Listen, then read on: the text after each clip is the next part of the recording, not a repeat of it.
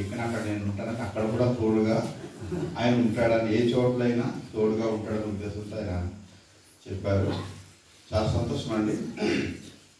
ప్రభువైన యేసుక్రీస్తు వారి యొక్క రాకడ అనేది, ఆవశ్యకత అనేది, దాని గురించి ఈ 2000 సంవత్సరాల నుండి ఎంతోమంది దైవజనులు, భక్తులు మాట్లాడుతూ వచ్చారు. ఎన్నో పుస్తకాలు రాశారు. ఒక తనివి తీరని, ఎంతకాలమైనా సరే విసుగు రాని పేరు ఏదైనా ఉందంటే జీసస్. యేసు అనే మాట మనం విన్నప్పుడు, ఇమ్మానుయేల్ అనే మాట విన్నప్పుడు ఏదో తెలియని ఎనర్జీ. ఒకసారి 1998వ సంవత్సరంలో కొత్తగా ఎల్ఎంఎస్ కోట్ కొనుక్కున్నాను. అప్పుడు కూడా నేను యంగ్, మంచిగా యవనస్తుడిగా ఉన్నాను కనుక నాకు స్పోర్ట్స్ అంటే చాలా ఇష్టం కనుక చర్చ అయిపోయిన తర్వాత ఈవినింగ్ గ్రౌండ్కి వెళ్ళిపోయి ఆట ఆడుకుంటున్నాను. సడన్గా జ్ఞాపకం వచ్చింది, ఈరోజు మీటింగ్ ఉంది, మెసేజ్ చెప్పాలి, కొయ్యూరులో మీటింగ్కి వెళ్ళాలని చెప్పి వెంటనే త్వరగా రెడీ అయిపోయి స్కూటర్ స్టార్ట్ చేసుకొని చాలా స్పీడ్గా వెళ్ళిపోతున్నాను. కొయ్యూరు ఎంటర్ అయిన తర్వాత ఏం జరిగిందంటే, ఒక సందులో నుంచి సడన్గా ఒక దున్నపోతుల కాడి వచ్చేసింది. ఎదురుగుండా ట్యూబ్ లైట్ ఉన్న కారణం చేత నాకు ఏం కనిపించదు. వెళ్ళి దున్నపోతుల కాడి వెళ్ళి స్కూటర్తో కొట్టేస్తాను. అప్పుడు నా నోటి నుంచి వచ్చిన మాట యేసు అనే మాటే. దున్నపోతుల కాడిని గుద్దేశాను. నా స్పెడ్స్ ఇలాగే ఉంది, నా బ్యాగ్ నా యొక్క భుజం మీదే ఉంది, స్కూటరు శుభ్రంగా డ్యామేజ్ అయిపోయింది. నేను అలా నించొని ఉన్నాను. ఏం జరిగిందనేది నాకు తెలియలేదు. స్కూటర్ తీసుకెళ్ళడానికి మెకానిక్ ఫోన్ చేస్తే వచ్చి ఈ 3 మనుషులు పట్టుకొని వెళ్ళారు తప్ప నాకు ఏ డ్యామేజ్ జరగలేదు. నేను అక్కడ మీటింగ్లో వాక్యం కూడా చెప్పాను. నేను ఎందుకు ఈ మాట చెప్తున్నానంటే, మన జీవితంలో యేసు అనే మాట మన జీవితానికి ఎంత ఆదరణ ఇస్తుంది. ఈరోజు నేను ఒక చిన్న అంశాన్ని, యేసుక్రీస్తు వారు ఎందుకు ఈ లోకానికి రావాల్సి వచ్చింది అనే దాని గురించి అనేక రీతిలో మనం చర్చించుకోవచ్చు. యేసుక్రీస్తు వారి కోసం, ఎందుకోసం ప్రవక్తల ద్వారా ముందు మాట్లాడుతూ చెప్తూ వచ్చారు. ఆదికాండం మొదలుకొని మలాకీ గ్రంథం వరకు యేసుక్రీస్తు వారి యొక్క మొదటి రాకడ కోసం ఎందుకు చెప్పారు, ఎందుకోసం ఆ సందేశం ఇచ్చారు. ఇదిగో కన్యక గర్భవతి అయి ఇమ్మానుయేలును కంటుంది అని ఎందుకు చెప్పారు అంటే, ఎందుకోసం ఆ సందేశం ఇవ్వవలసి వచ్చింది. ఇది మనం చాలా జాగ్రత్తగా అర్థం చేసుకోవాల్సినటువంటి అంశం. ఎందుకంటే కొన్ని విషయాలు మనం జాగ్రత్తగా పరిశీలన చేసే ప్రయత్నం చేసినట్లయితే 3 విషయాల్ని నేను తక్కువ సమయంలో మీకు తెలియజేసే ప్రయత్నం చేస్తాను. ఒకటి, మనిషికి నెమ్మది లేదు, అంటే శాంతి లేదు. రెండవది, రక్షణ లేదు, అంటే వీడు నరకానికి పాత్రుడైపోయాడు. మూడవది, నిరీక్షణ కూడా లేదు, అంటే ఎవరి కోసం ఎదురు చూడాలి. ఫర్ ఎగ్జాంపుల్, ఇలా నేను ఒక మాట చెప్పడానికి ప్రయత్నం చేస్తున్నాను. ఒక స్త్రీకి వివాహం అయిన తర్వాత ఆ స్త్రీ ఎవరి కోసం ఎదురు చూస్తుందంటే, తన భర్త కోసం ఎదురు చూస్తుంది. ఈవినింగ్ అయ్యేసరికి వెళ్ళాడు వస్తాడని ఎదురు చూస్తుంది. లేకపోతే నిరీక్షణ అనేది ఏమి ఉండదు. ఇప్పుడు ప్రజలకు నిరీక్షణ లేనటువంటి పరిస్థితి అయిపోయింది. ఎందుకోసం అంటే, మనుషులకు అనేక రీతిలో కొంతమంది నాయకులను పంపించారు, వారి ద్వారా ఏం మేలు జరగలేదు. ఒక సందర్భంలో యోబు తన యొక్క ఉద్దేశాన్ని బయలుపరిచాడు ఇలా.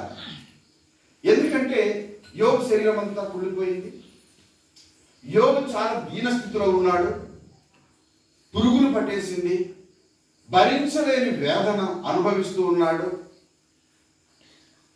చెప్పడం మర్చిపోయాను, యోబు ఎంతకాలం బాధపడ్డాడు ఎవరికైనా తెలుసండి?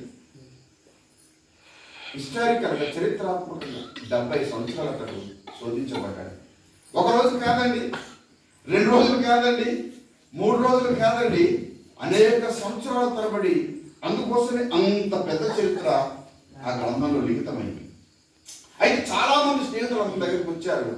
వచ్చి వాళ్ళు ఏం చేస్తున్నారంటే, పుండుకు కారం పూస్తే ఎలా ఉంటుందో, పుండు దగ్గర ఏదైనా పుల్ల పుచ్చుకుంటే ఎలా ఉంటుందో, యోబుకి నొప్పించే మాటలు మాట్లాడుతున్నారు. ఎక్కడో నువ్వు పాపం దాసేవరో అందుకే నీకు ఈ శిక్ష అనే మాటలు మాట్లాడుతూ వచ్చారు.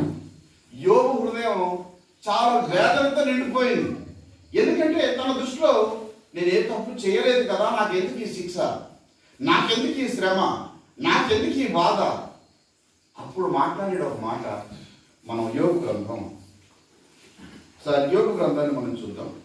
33వ అధ్యాయం, మనందరికీ ఆ వచనాలు తెలుసు. యోబు గ్రంథం 33వ అధ్యాయం 23వ వచనాన్ని ఒకసారి మనం చదువుకున్నట్లయితే అక్కడ యోబు గారు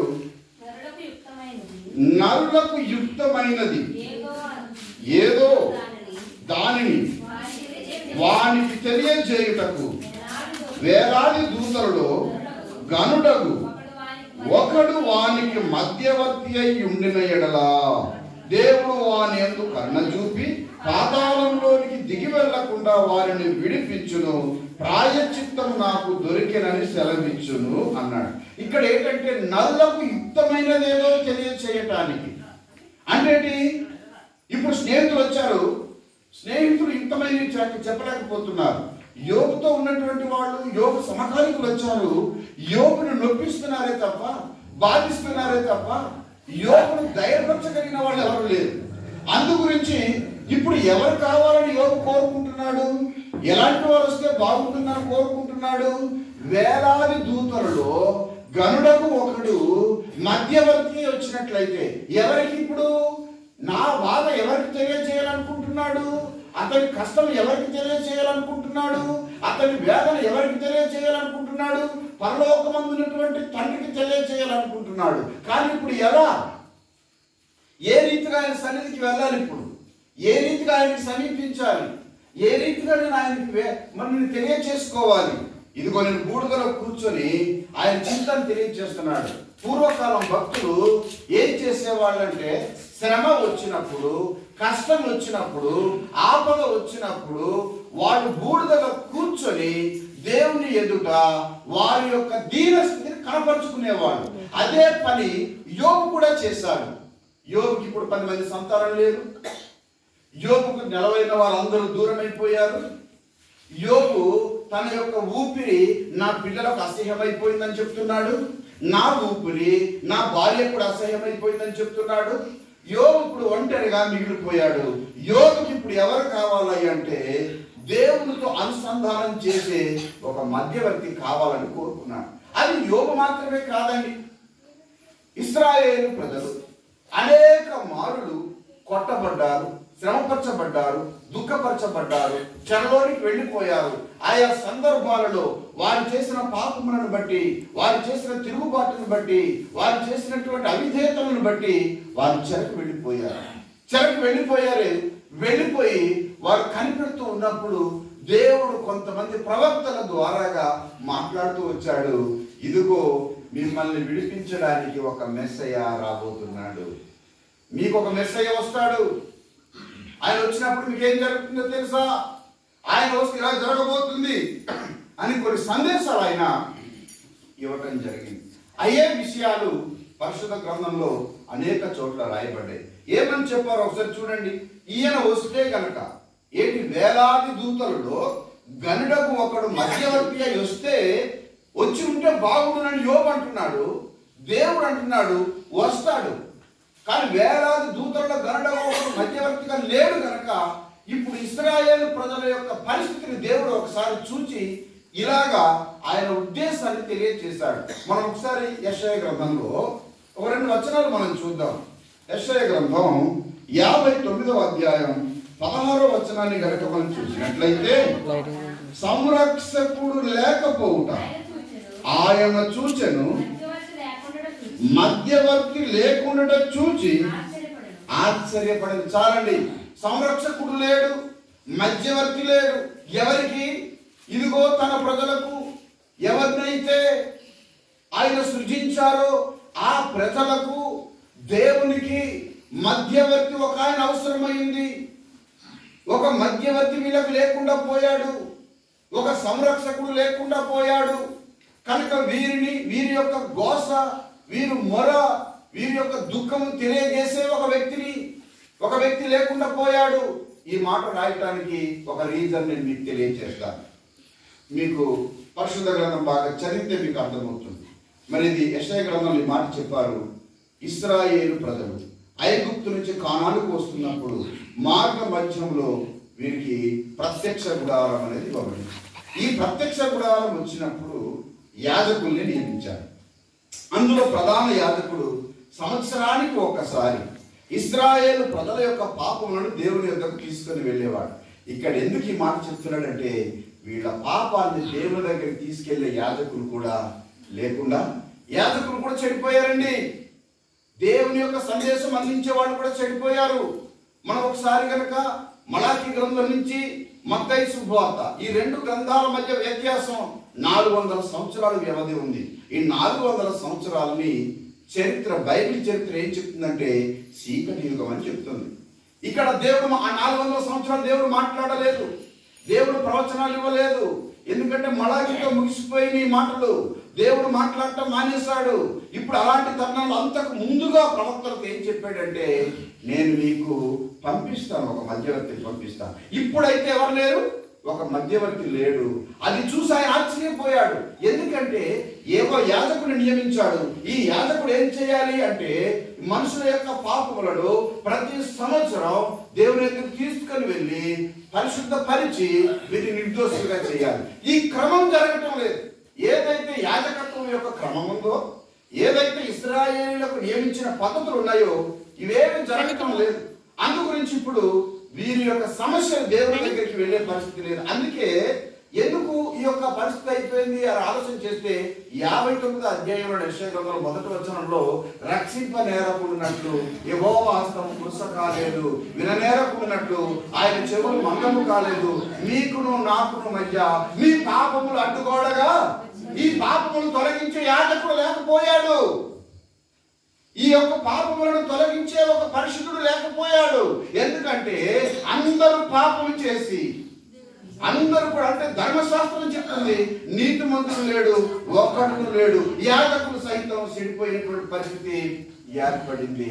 అందుకొరకు ఇంకా మరొక మాట మనం చూసినట్లయితే అక్కడే 63వ అధ్యాయం 5వ వచనంలో యెషయా గ్రంథంలో చెప్తున్నాడు, నేను చూసి ఆశ్చర్యపడితిని, సహాయం చేయవాడు ఒకడును లేకపోయెను, ఆదరించేవాడు ఒకడును లేకపోయెను, కావున నా బాహువు నాకు సహాయం చేసెను, నా ఉగ్రత నాకు ఆధారమాయెను అంటున్నాడు. కనుక నా బాహువు అంటే, యెహోవా యొక్క బాహువు అంటే ప్రభువైన యేసుక్రీస్తు వారిని గూర్చినటువంటి సంగతిని మర్మగర్భితంగా తెలియజేస్తున్నాడు. ఎందుకంటే నేను చూసి ఆశ్చర్యపడితిని, సహాయం చేయవాడు ఒకడును లేడు. కనుక ఇక్కడ యోబు ఏం బాధపడుతున్నాడంటే, వేలాది దూతలలో ఒక గనుడైనటువంటి వాడు నాకు మధ్యవర్తిగా వచ్చుంటే నాకు ప్రాయశ్చిత్తం దొరికి ఉండును, యుక్తమైనది ఏదో తెలియజేసును, నేనేం చేయాలో, నేను ఎలా నడవాలో, నేను ఎలా బ్రతకాలో, ఎలా జీవించాలో ఇవన్నీ చెప్పేవాడు ఒక ఆయన నాకు ఉండును అని చెప్పి బాధపడుతున్నాను.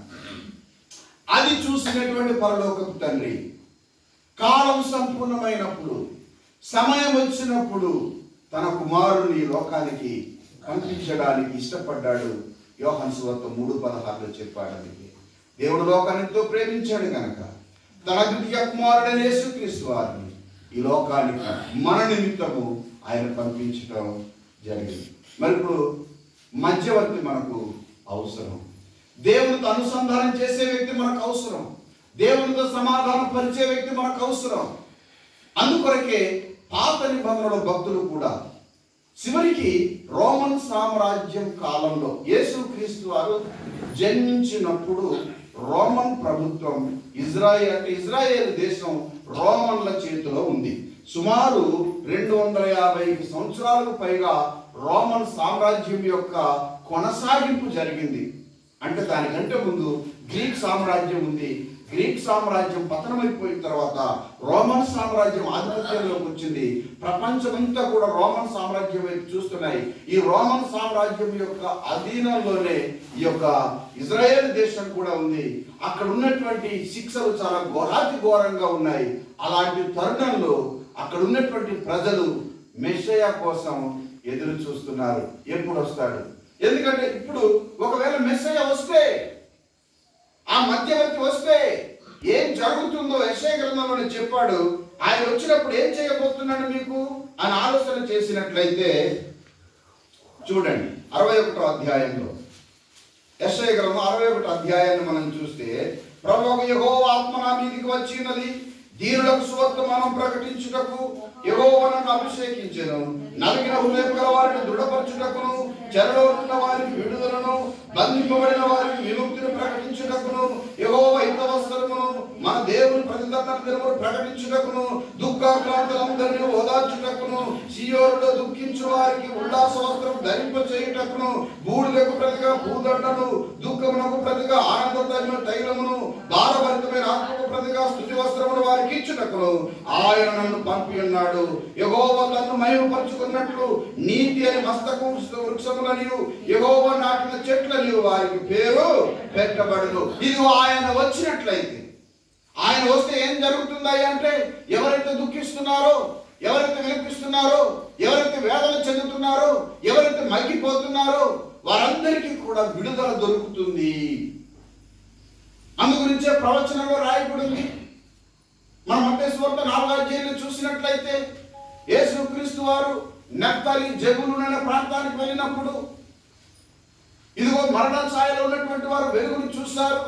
ఆ వెలుగు ఎవరంటే ప్రభు అయినటువంటి యేసుక్రీస్తు వారు. ఆ గాఢాంధకారం చీకట్లో ఉన్నవారు వెలుగును చూశారు.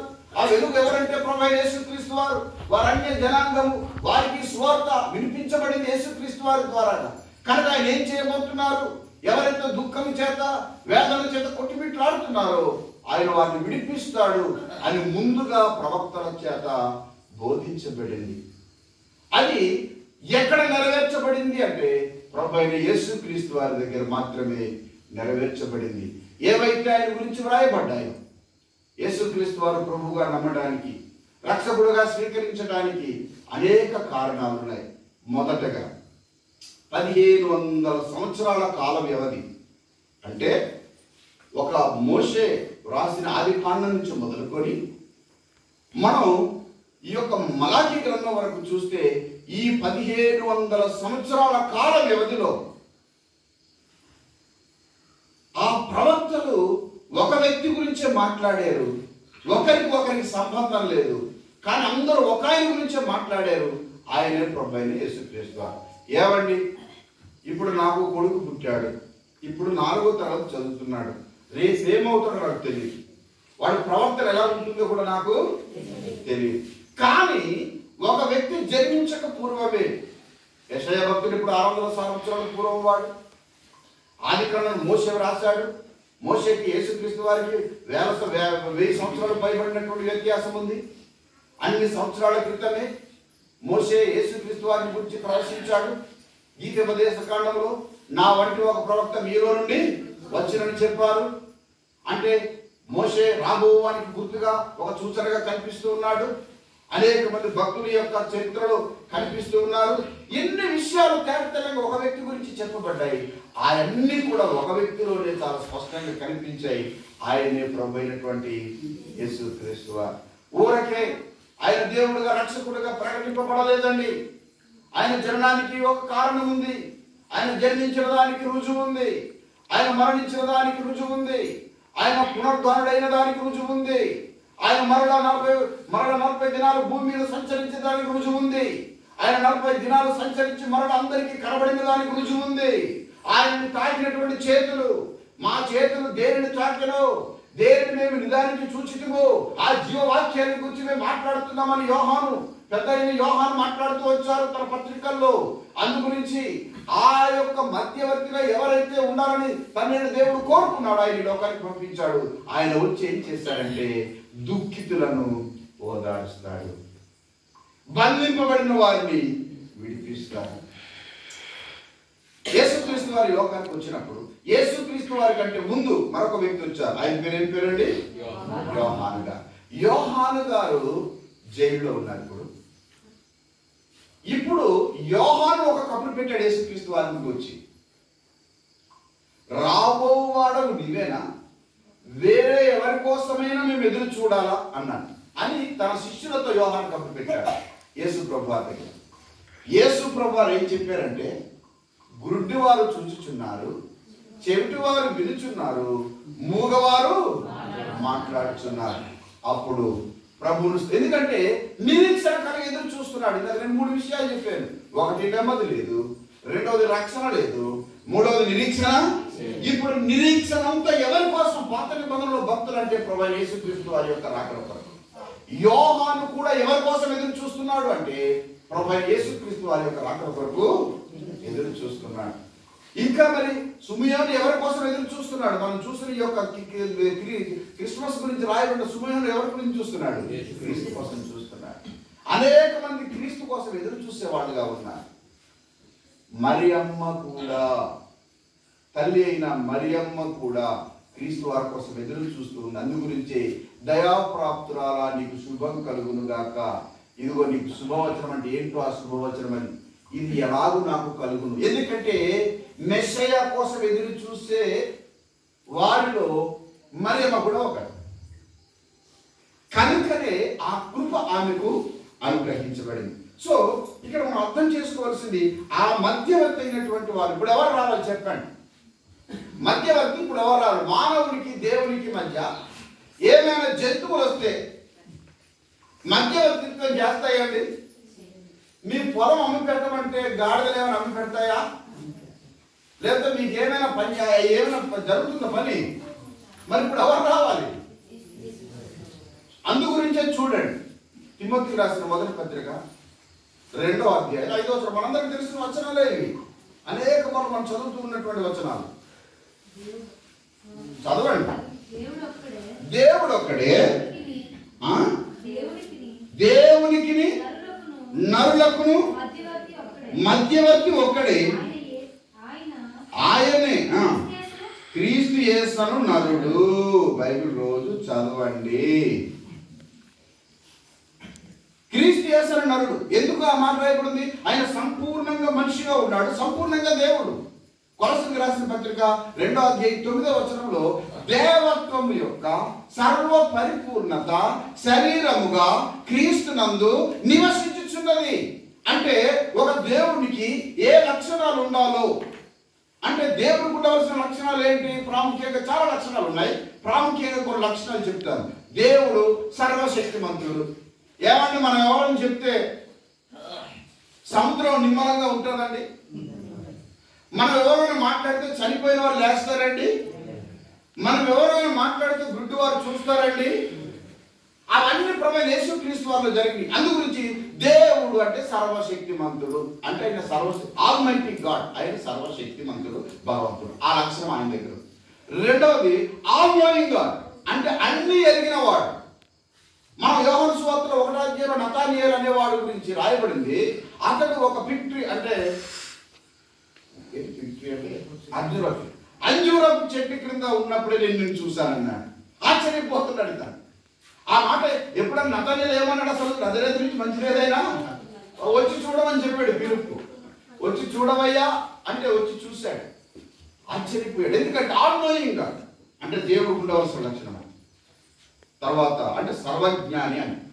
తర్వాత మూడవది సర్వవ్యాప్తికుడు, అన్ని స్థలాలలో ఉన్నవాడు. అన్ని స్థలాల్లో ఉన్నవాడు ఆయన మాత్రమే. అందు గురించి అవన్నీ ఎవరిలో ఉన్నాయా అంటే ప్రభువైన యేసుక్రీస్తు వల్ల ఉన్నాయి. ఒకరోజు పన్నులు వసూలు చేసేవారు వసూలు చేస్తున్నారు పన్నులు. అయ్యా మరి మనం కూడా పన్ను కట్టాలా, నువ్వు కూడా పన్ను కడతావా కట్టాలని చెప్పి ఎంత శోధించే వాళ్ళు అప్పుడు ఉన్నారు, ఇప్పుడు ఉంటారు. బాధించే వాళ్ళు ఎప్పుడు ఉంటారు. అందు గురించి పేతురుని పిలిచి, ఇదిగో నువ్వు వెళ్ళి గానం మీద ఒక చేప పడుతుంది, దాని నుండి షెకెల్ ఉంటుంది, అది తీసి నీకు సగం నాకు సగం పన్ను కట్టే ఎక్కువ అన్నాడు. అంటే చేప నోట్లో ఈ షెకెల్ ఉందని ఈయనకు మాత్రం, ఆయన అన్ని స్థలాల్లో ఉన్నవాడు, ఈయన అన్ని ఎరిగినవాడు. అందు గురించి దేవత్వం యొక్క సర్వ పరిపూర్ణం. అందు గురించి ఆయన క్రీస్తు చేస్తున్నాడు. దేవునికి మానవుడు అంటే దేవుడు ఒక్కడే, దేవునికి మానవునికి మధ్యవర్తి కూడా ఒక్కడే, ఆయనే క్రీస్తు చేస్తున్నాడు. ఆయన ఈ లోకాన్ని అందు గురించి మనం సెలబ్రేట్ చేసుకోవాలి, అందుకు మనం సంతోషించాలి. మరి ఈరోజు ఏం చేశారు? ఎలా చేంజ్ చేశారు అని ఆలోచన చేస్తే మన పాపములకు ఆయన ప్రాయశ్చిత్తం. చూడండి కొన్ని మాటలు రిఫరెన్స్ టంగలు చదివించేసి నేను ముగించేస్తాను. రోమిలకు రాసిన పత్రికలో 5వ అధ్యాయం 12వ వచనం మనందరికి బాగా తెలిసి వచనాలు ఒకసారి చదువుకుందాం. అంత నేను దాని గురించి ఎక్కువ వివరించి చెప్పను. ఇట్లుండగా ఒక మనిషిని ద్వారా పాపము ద్వారా మరణమును లోకములో ఎలాగూ ప్రవేశించను, అలాగునని మనుషులందరూ పాపం చేసినందున మరణం అందరికీ సంప్రాప్తమైన. చాలండి. ఇట్లుండే ఒక మనిషిని ద్వారా పాపం ద్వారా మరణం లోకాలకు వచ్చింది. అలాగే అందరూ పాపం చేయడాన్ని బట్టి మనుషులందరికీ కూడా మరణం వచ్చింది అని రాయబడింది. 14వ వచనం కూడా ఒకసారి మనం చదువుకుందాం. అయినను ఆదాము చేసిన అతిక్రమమును పాపం చేయని వారి మీద కూడా ఆదాము మొదలుకొని మోసే వరకు మరణం వేయలేదు. ఆదాము రాబో వారికి గుర్తై ఉండేది. ఇక్కడ చూడండి, ఆదాము మొదలుకొని మోసే వరకు మరణం వేలింది. మోసే మొదలుకొని క్రీస్తు ప్రభువు శిలువలో మరణించేంత వరకు ధర్మశాస్త్రం వేలింది. ఇప్పుడు మనం కృపలో ఉన్నాం. కృప మనల్ని పరిపాలన చేస్తుంది. ఆ కృప అనగా ప్రభు అయిన యేసుక్రీస్తు వారే. మనం ఒకసారి 19వ వచనం కూడా చూడండి. ఇందులోని ఏలైనగా ఒక మనిషిని అవిధేయత వలన అనేకులు పాపులుగా ఎలాగూ చేయబడిరో అలాగే ఒకరి విధేయత వలన అనేకులు నీతిమంతులుగా. ఇది అసలు విషయం. కనుక మా దేవుడు ఒక్కడే, మానవునికి దేవునికి మధ్యవర్తి కూడా ఒక్కడే. కనుక ఒక వ్యక్తి అవిధేయత వలన అంటే ఆదాము పాపం చేసిన కారణం చేత పాపం చేయని వారి మీద కూడా ఈ శిక్ష విధించబడింది. కనుక ఇప్పుడు ఒకరి విధేయత వలన ఆ ఒకరు ఎవరై అంటే ప్రభు అయినటువంటి యేసుక్రీస్తు వారు. ఒకసారి కొరింథీయులకు రాసిన మొదటి పత్రిక 15వ అధ్యాయం 21వ వచనాన్ని ఒకసారి మనం చూద్దాం. ఈ కొరింథీయులకు రాసిన 15వ అధ్యాయం 21వ వచనంలో మనుషుని ద్వారా మరణం వచ్చెను కనుక మనుషుని ద్వారానే మృతుల పునరుద్ధానము కలిగేను అంటాడు. అంటే మనుషుని ద్వారా మరణం వచ్చింది. ఆ మనిషి ఎవరు అంటే ఆదాము. కనుక ఇప్పుడు ఆ మనిషి ద్వారా మరణ పునరుద్ధానం కలగాలి. అది ఎవరు? 15వ అధ్యాయం 45వ వచనంలో మనం చూస్తే ఇందు విషయమై ఆదామును మొదటి మనుషుడు జీవించు ప్రాణి ఆయనను వ్రాయబడి ఉన్నది. కడపటి ఆదాము జీవింపచేయు ఆత్మ ఆయను. కనుక మొదటి ఆదాము ద్వారా అందరూ మరణాలను వెళ్ళిపోయాం. ఇప్పుడు కడపటి ఆదాముగా మనల్ని మరలా జీవింప చేయటానికి, మరలా మనం దేవునితో సమాధాన పరచడానికి ప్రభు యేసుక్రీస్తు వారు ఈ లోకానికి వచ్చారు. ఒకసారి మనం ఏప్రిల్ రాసిన పత్రికలో 4వ అధ్యాయంలో 14వ వచనం నుంచి 2 వచనాలు చదువుకుందాం. చాలా మంచి మాటలు అక్కడ రాయబడ్డాయి. ఈ మాటలతో నేను నా యొక్క సందేశాన్ని ముగించడానికి ఇష్టపడుతున్నాను. సమయం అవుతుంది కనుక చూడండి దయచేసి. 4వ అధ్యాయం 14వ వచనం.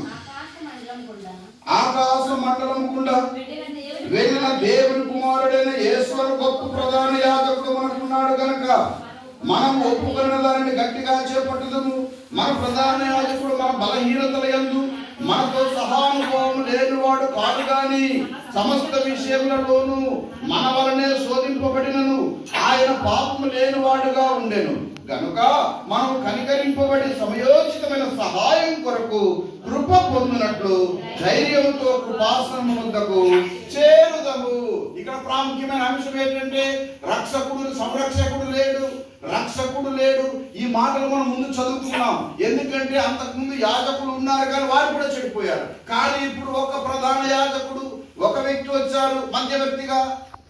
అంటే ఒకప్పుడు దేవునికి మానవునికి మధ్యవర్తి ఎవరు అంటే యాజకులే, ప్రధాన యాజకుడే.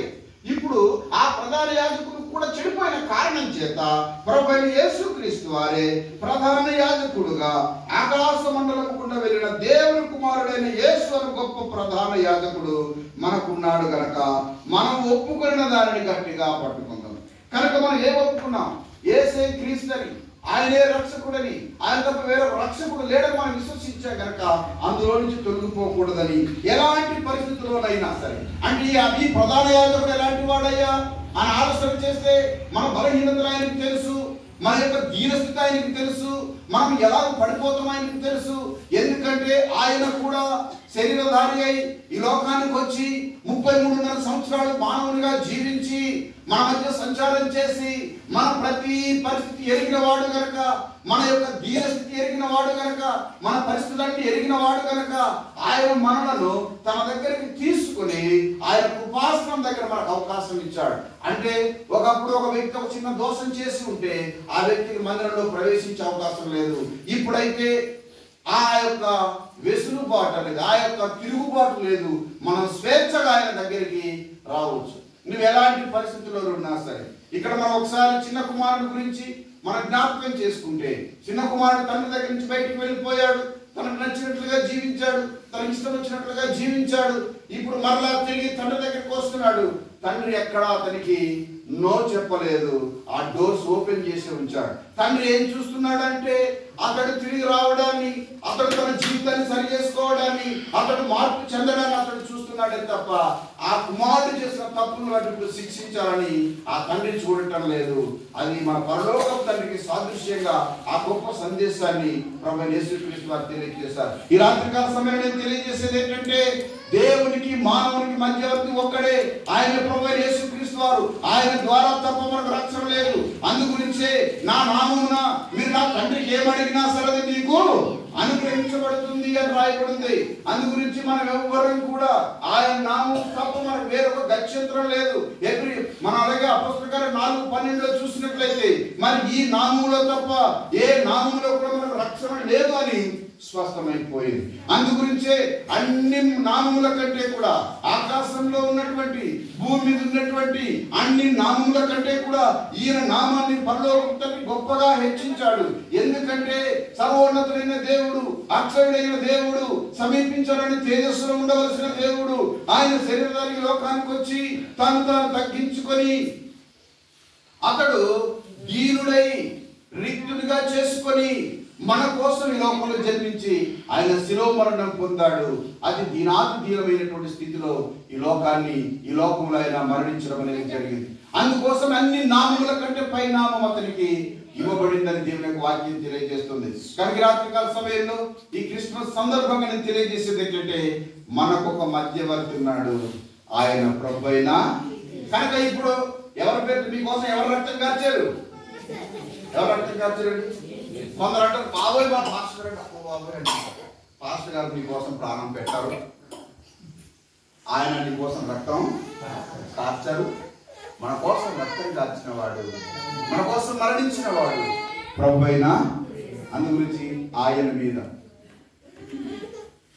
పేతురు రాసిన 2వ పత్రిక 1వ అధ్యాయం 19 నక్షత్రం గురించి అక్కడ రాయబడి ఉంటుంది.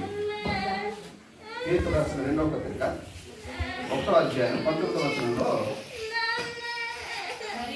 మరియు